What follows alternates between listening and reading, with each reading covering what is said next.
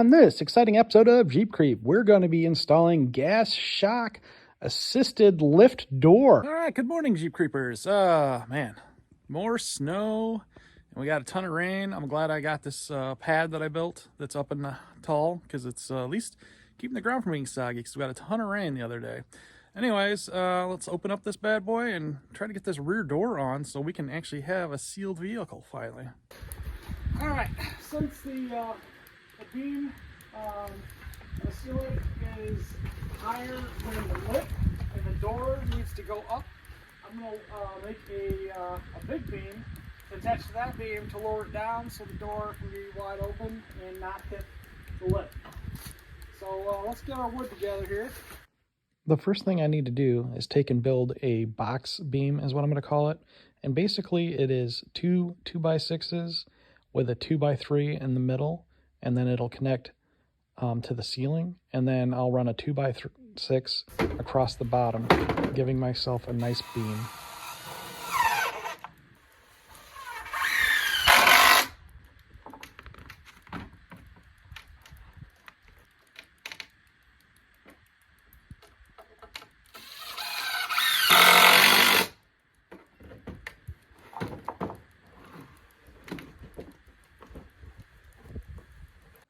All right, now I have the form completed. Now I need to measure the ceiling to see how long it needs to be. I need to trim it down because these boards are 8 foot in length, and I believe I have 77 3/4.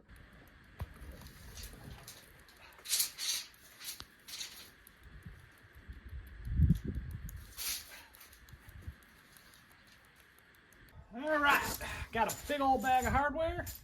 Let's start getting this mounted, eh? I mounted the 2x6 to the bottom of that box beam that I made, and now I need to find the center to mount my hinges.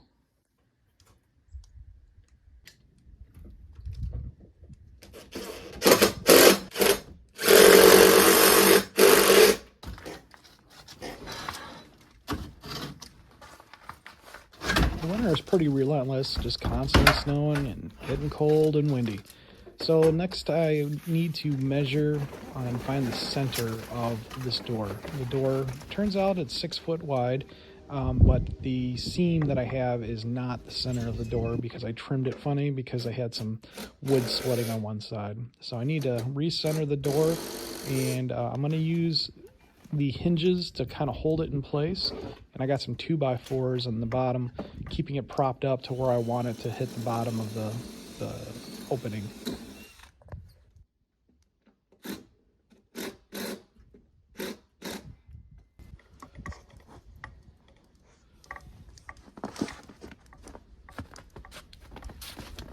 I'm using some hex head bolts that are 5/16, and I'm using nylon lock nuts, and I'm using big fender washers to really compress down the wood and hold it in on the hinge side. On the inside it's just a bolt, and on the outside is where the nut is.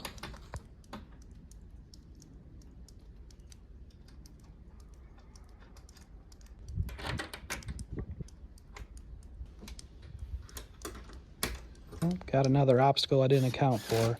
The lip is too low. I can't open the door up to a 45-degree angle, so I'm gonna have to trim it.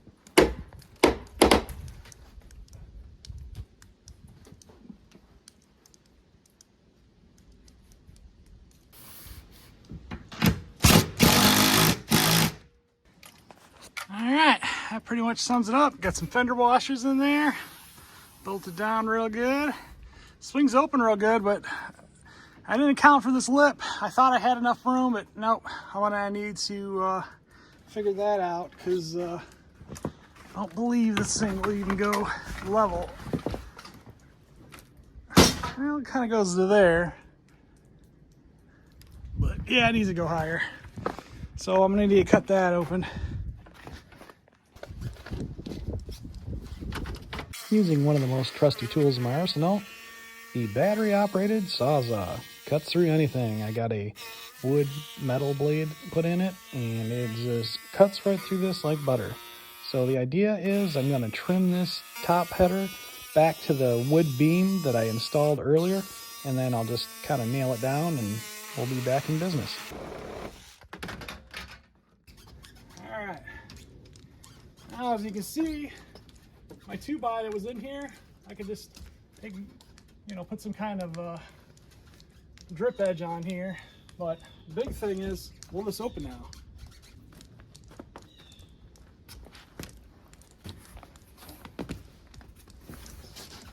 Yay!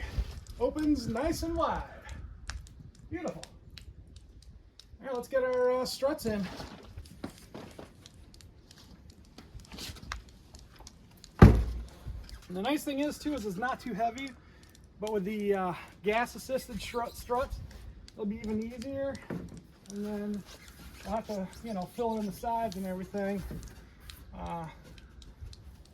Maybe paint it. Oh, we'll paint that later when it warms up. But cool thing is this door is behind the wood here, which I like.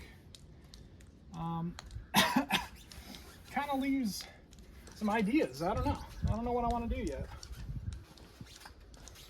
I know I want to get some really long tail lights, like beep, all the way down. It'd be cool, like long vertical ones.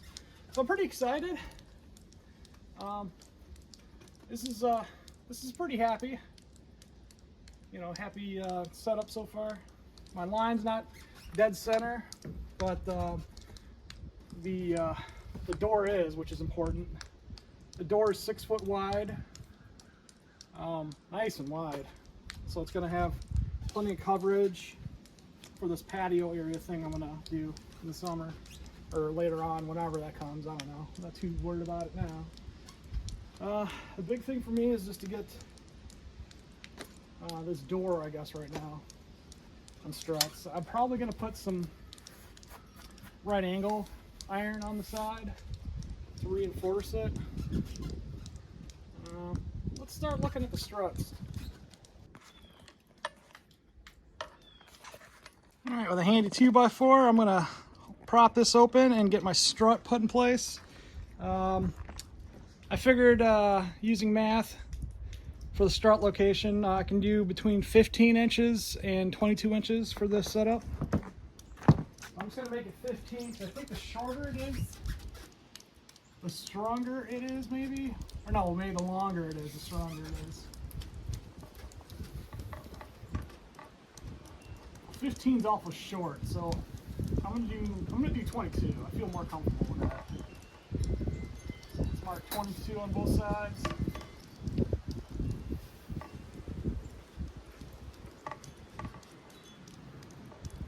Looking at the instructions, it looks like the arm that comes out is on your mounting surface. So keep that in mind, I guess. And if you're interested in struts, send me a message. I can talk to you about everything that goes into this. But the first thing we want to do is get our mount in. I'm pretty sure these mounts will work for my purpose. They're just little triangle mounts with a right angle on it. The wind's picking up. Let's hope this thing doesn't go all cattywampus on me. So you got to order these little pivot head things. Screw on the base. It just threads on real easy. They snap in place real easy. Getting them off is a little bit harder. You have to have like a pin or something to release it. So let's get this in position, like so. And this is the only thing that I'm worried about now, because like this is way out. I would want this, I would think, to be. Well, shoot, can I just put it right here? No, I'm gonna need to build this out, I think, a little bit.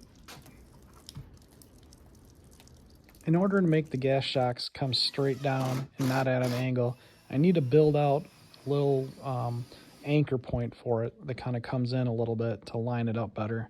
So we'll get this mounted and then we'll test it out.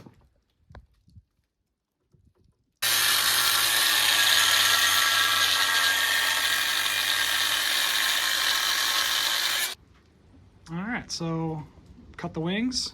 Now I need to bend them back. All right, out of a piece of square tube, I opened it up, made a few tabs so I can mount it to reinforce the mount. You can see once I get it smoothed out, it'll just go just like this over the top, and then I'll make the mount to the steel so it's strong.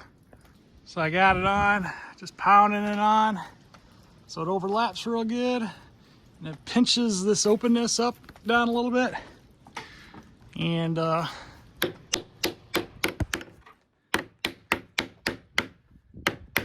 it's down pretty good. These flaps are a little bit whatever, but once I put a drill through it and a bolt, it's gonna be all right.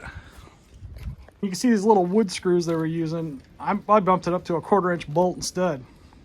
All right, so I drilled these out to 1/4-inch bolts and locking nylon nuts versus the little screws. Got my little tabs all bonded down real good.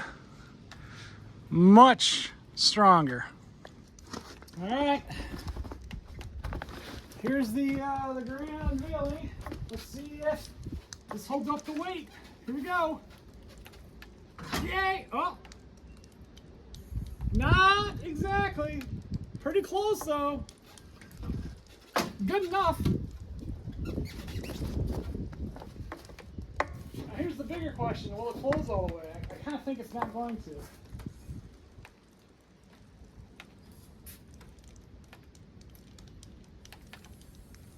Yeah, it won't, but it opens.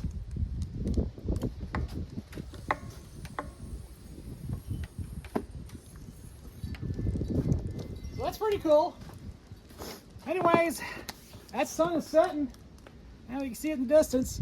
It's getting cold, temperature's dropping. We're going down to the negatives tomorrow. So I think that's gonna wrap it up for this for now. I'm gonna have to revisit this and come up with some ideas. I might have some kind of thing to keep it propped up once it's up so the gas shocks aren't completely holding it, or if I move it, I don't know. We'll play with it, we'll get it adjusted next time. Anyway, stay tuned for more Jeep Creep. See you guys.